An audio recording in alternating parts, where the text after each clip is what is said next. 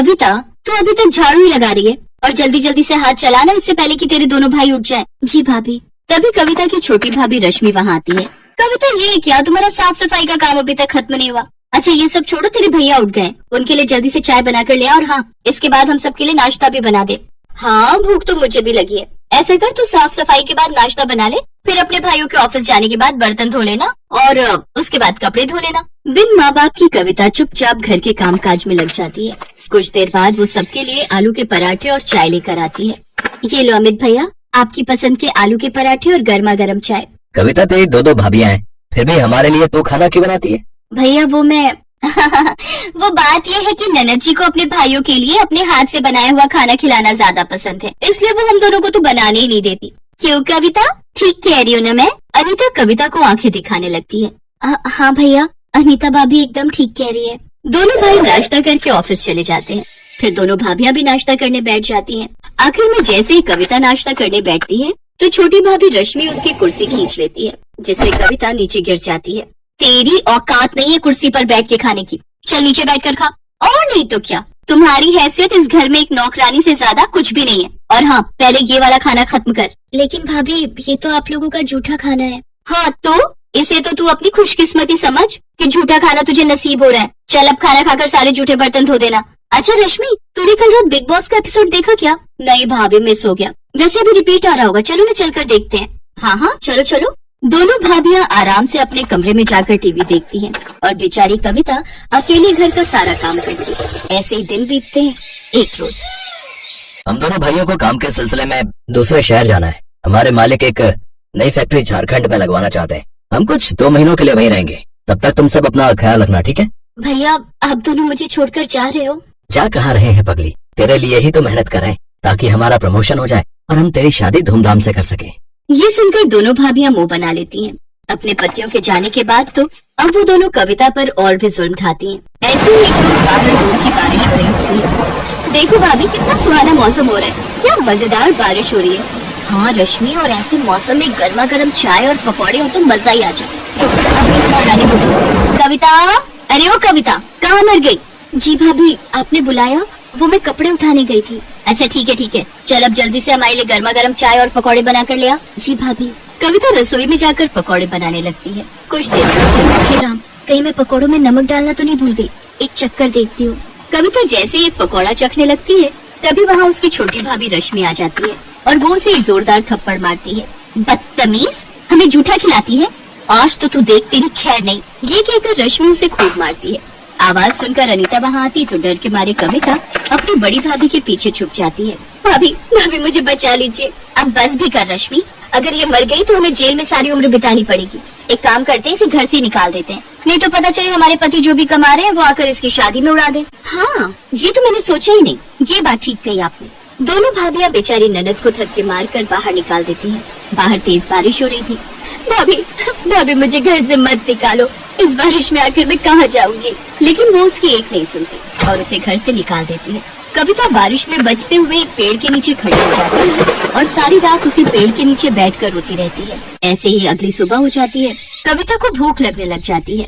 बहुत भूख लगी है, ये सोचकर कविता कुछ खाने के लिए ढूंढते हुए सड़क की ओर आती है। ठेलों पर जाकर कुछ न कुछ मांगती है, लेकिन कोई भी उसकी मदद नहीं करता। कुछ देर बाद वो एक बूढ़े बाबा के ठेले पर पहुंचती है जो कि पकौड़ी बनाकर बेच रहा था। वो उसके सामने रोते हुए कहती है, बाबा मैं कल से भूखी हूँ, मुझे बहुत भूख लगी है, मुझे ये थोड़े से पकौड़े दे दो। लेकिन मेरे पास पैसे नहीं है। उस बूढ़े व्यक्ति को कविता पर तरस आ जाता है और वो कुछ प्याज के पकौड़े चटनी के साथ उसे खाने को दे देता है। कविता को उन पकौड़ों को देखकर वो बात याद आ जाती है कि कैसे एक पकौड़े के पीछे उसकी भाभी ने उसे घर से निकाल दिया। क्या हुआ बेटी, तुम रो क्यों रही हो? अभी तो कह रही थी कि बहुत भूख लगी है। कविता रोते हुए उसे सारी बात बताती है। बेटी, तुम जवान लड़की अकेले कहाँ भटकोगी सड़कों पर? इससे तो बेहतर होगा तुम इस गरीब की झोपड़ी में चलकर रहो, मेरी बेटी बनकर। ऐसे कुछ दिन बीत जाते हैं। अब कविता उस बूढ़े बाबा के घर पर रहकर उसके खाने का ध्यान रखती, लेकिन एक रोज बूढ़े बाबा की तबीयत खराब रहने लगी, इसलिए अब उनकी जगह कविता उनके पकौड़ों का ठेला संभालने लगी। अब कविता उस ठेले पर प्याज के साथ मिर्च, आलू, पालक और गोभी के पकौड़े भी बनाकर बेचने लगी, जिससे उसके ठेले पर ग्राहकों की भीड़ काफी बढ़ गई। गर्मा गर्म पकौड़े खाने के लिए अब उसके पास लोगों की लाइन लगना शुरू हो जाती है। आइए आइए, गर्मा गर्म प्याज, आलू, पालक और मिर्च के पकौड़े खाइए। तभी मौसम सुहाना हो जाता है और इस सुहाने मौसम में भला कौन इतनी वैरायटी के पकौड़े नहीं खाना चाहेगा। अरे पकौड़े वाली, बना लो तो 20 रुपए के प्याज के पकौड़े और मेरे लिए मिर्च के पकौड़े हैं। इस तरह उसके पास ग्राहकों की भीड़ लगना शुरू हो जाती है और जो भी उसके पकौड़े एक बार खाता वो बार बार जरूर खाता। भगवान की दया से मेरे बनाए हुए पकौड़े सब ग्राहकों को बहुत पसंद आ रहे हैं। अगर मेरा ये काम ऐसे ही चलता रहा तो बहुत जल्द मैं एक नया पक्का घर बनवा लूंगी। ये सब सोचकर कविता बहुत खुश थी।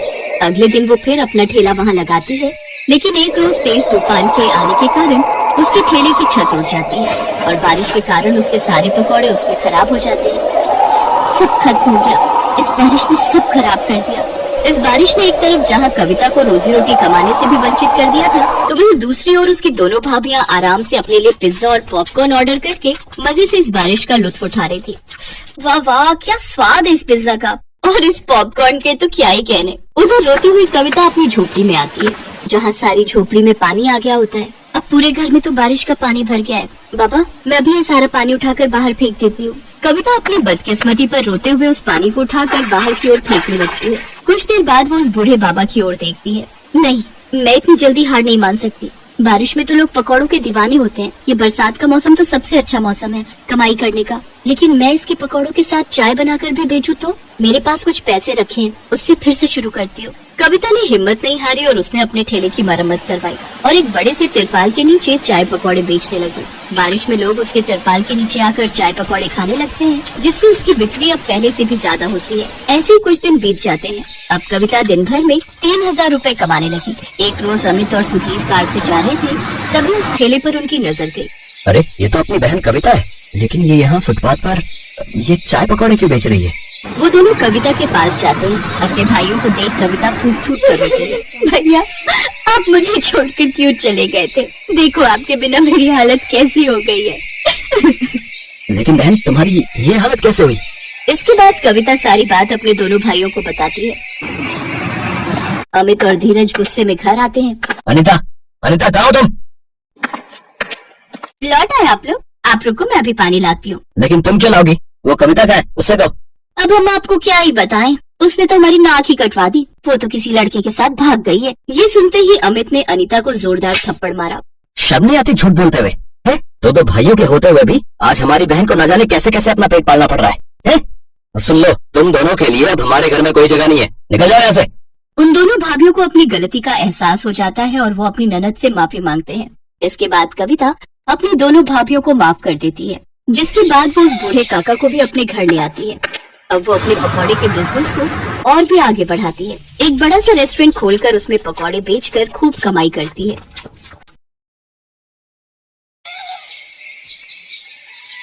मनोहर पानीपुरी का ठेला चलाता था।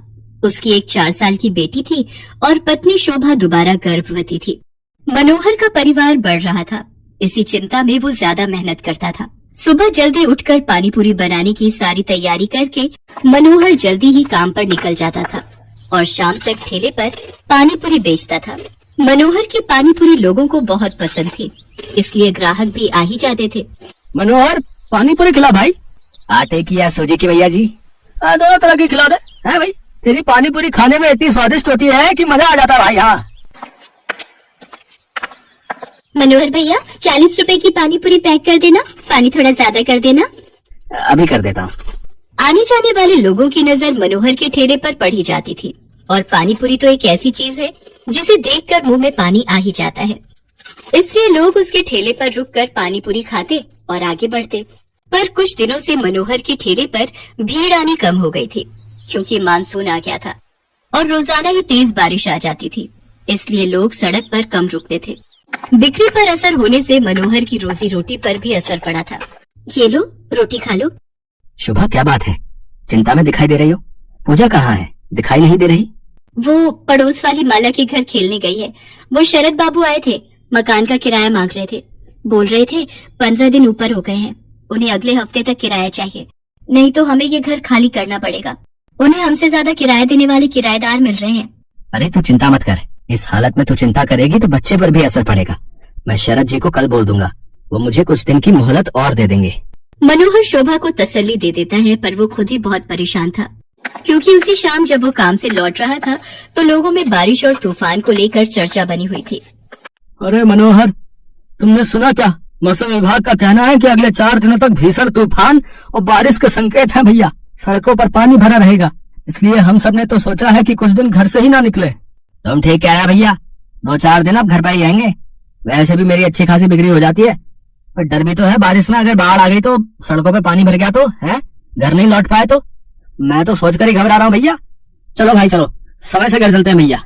मनोहर उस शाम को हुई इस बात के बारे में सोच सोच कर करवट बदल रहा था। उसे समझ नहीं आ रहा था कि वो अगले दिन जाए या नहीं, पर उसे मकान का किराया भी चुकाना था, इसलिए वो मकान मालिक शरद से बात करने जाता है। शरद जी, मैं अगले महीने तक आपको किराया दे दूंगा। अभी बारिशों का सीजन है तो काम बिल्कुल भी नहीं है। देख मनोहर, मैंने घर किराए पर देने से पहले ही ये शर्त रखी थी कि मुझे किराया समय पर चाहिए, पर तू हर बार ही किराया लेट कर देता है। अब मैं और देर नहीं कर सकता, तो अगले 2 दिन तक मेरा किराया दे दे, वरना घर खाली कर दे। मेरे पास इतना टाइम नहीं है कि तेरे से बात करूं, मुझे काम से जाना है। मनोहर चिंता में घुला घर लौट आता है। उसके पास कोई और चारा नहीं था, इसलिए वो अगले दिन फिर से पानी पूरी का ठेला लेकर काम पर जाने लगता है। पड़ोस की सुनीता भाभी कह रही थी कि अगले 2 दिनों तक बहुत बारिश होने वाली है, आप 2-3 दिन काम पर ना जाओ तो अच्छा है। शोभा, मैंने शरद जी से बात की थी, वो नहीं मान रहे हैं। उन्हें अगले 2 दिन में किराया चाहिए, इसलिए मुझे पानी पूरी का ठेला लगाने जाना ही होगा। मनोहर घर से निकल पड़ता है। वो ठेला लेकर जब अपनी जगह पर पहुंचा तो उसने देखा आज बहुत कम ठेले वाले खड़े थे। उसे पता था कि सबने पहले ही मना कर दिया था, इसलिए सब 2-3 दिन घर पर ही रहेंगे। मनोहर अभी अपना ठेला तैयार कर ही रहा था कि अचानक तेज बारिश शुरू हो गई और बारिश लगातार तेज होती जा रही थी। मनोहर का पूरा ठेला बारिश के पानी से भीग चुका था। उसका बहुत नुकसान हो गया था। हे भगवान, कितना नुकसान हो गया। सोचा था आज थोड़ी कमाई हो जाएगी तो किराए के थोड़े पैसे देकर शरद जी को संभाल लूंगा, और अब क्या करूं?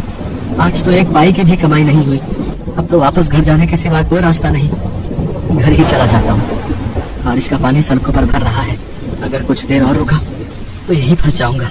मनोहर अपने ठेले को अभी लेकर जा ही रहा था कि अचानक से एक गाड़ी तेजी से आती है और सड़क पर फिसलती हुई एक पेड़ से टकरा जाती है। अचानक हुए ऐसे हादसे से मनोहर दंग रह जाता है। वो देखता है कि गाड़ी एक महिला चला रही थी और बराबर में उसके एक छोटी बच्ची बैठी हुई थी। महिला की ज्यादा चोट आई थी और वो बेहोश हो गई थी। बच्ची को खरोंचे आई थी और वो दर्द से रो रही थी। मनोहर उनके पास जाता है और रोती हुई बच्ची को गोद में उठा लेता है। लोग उसका साथ देने से मना कर देते हैं। हे भगवान, न जाने ये कौन है। चुप हो जा बेटिया, इसके तो हाथ पर चोट आई है। अगर इन्हें कुछ ही देर में अस्पताल नहीं ले गए तो अनर्थ हो जाएगा। ए भैया, जरा ऑटो रोको। ए भैया, आओ भैया, जरा गाड़ी रोको। कोई रोक ही नहीं रहा, कोई भी मदद करने को तैयार नहीं हो रहा है। मैं इन दोनों को इस हालत में यहाँ मरने के लिए नहीं छोड़ सकता। मेरी आत्मा इसके लिए कभी हाँ नहीं कहेगी। अब मैं क्या करूँ? अब तो एक ही रास्ता बचा है। मनोहर को कुछ समझ नहीं आ रहा था। उस महिला की हालत गंभीर होती जा रही थी, उसके खून बह रहा था। मनोहर जल्दी से अपने ठेले का सामान उतारता है और बड़ी मुश्किल से उस औरत को अपने ठेले पर लिटाता है और बच्ची को भी साथ में ठेले पर बिठाकर बारिश में भीगता हुआ बड़ी मुश्किल से एक अस्पताल में पहुंचता है। उसे इस हालत में देखकर अस्पताल के डॉक्टर और नर्स जल्दी से उस महिला को एडमिट करते हैं। मनोहर उस रोती हुई बच्ची को संभाल रहा था। बच्ची के हाथ में चोट थी। मनोहर ने अपने मोबाइल से अपनी पत्नी शोभा को भी फोन कर दिया था ताकि वो परेशान ना हो। कुछ घंटों बाद महिला को होश आता है। वो अपने पति को फोन मिलाती है। कुछ देर बाद उसका पति हॉस्पिटल पहुंचता है और अपनी पत्नी और बच्चे की हालत देखकर घबरा जाता है। डॉक्टर, सुषमा कैसी है? ये सब क्या हो गया? सुषमा, मुझे तो लगा था तुम अपनी मम्मी के घर पहुंच चुकी होगी। रोहित, मैं घर से निकली थी तो बारिश नहीं थी। मैंने सोचा आराम से पहुंच जाऊंगी, पर अचानक पता नहीं क्या हुआ, मैं गाड़ी संभाल नहीं पाई। कीचड़ में वो फिसलती चली गई और उसके बाद तो मुझे होश ही नहीं था। रोहित, ये भैया बहुत अच्छे हैं। आज इन्होंने मेरी और स्वाति की जान बचाई है। आपकी वाइफ ठीक कह रही है, आज की दुनिया में ऐसी मदद कोई नहीं करता। हमने अपनी आंखों से देखा था। ये भैया बारिश में अपने ठेले पर आपकी पत्नी और बच्ची को हॉस्पिटल लेकर आए थे। मैं आपका एहसान किस तरह से चुकाऊंगा? आपने जो मेरे लिए किया है, उस एहसान के बदले में आपके लिए कुछ भी कर सकूं तो मेरे लिए बहुत बड़ी बात होगी। बाबूजी, ये तो मेरा धर्म है। अगर मुसीबत में पड़े लोगों की जिसने सहायता नहीं की तो वो इंसान ही क्या।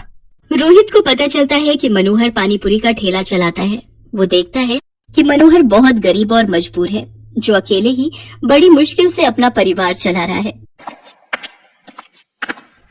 मनोहर भैया, अब आपको चिंता करने की कोई जरूरत नहीं है।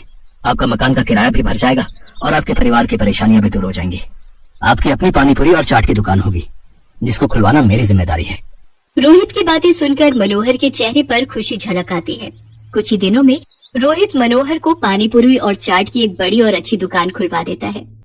मनोहर को उसकी अच्छाई का फल मिल जाता है और उसकी सारी परेशानियां दूर हो जाती हैं।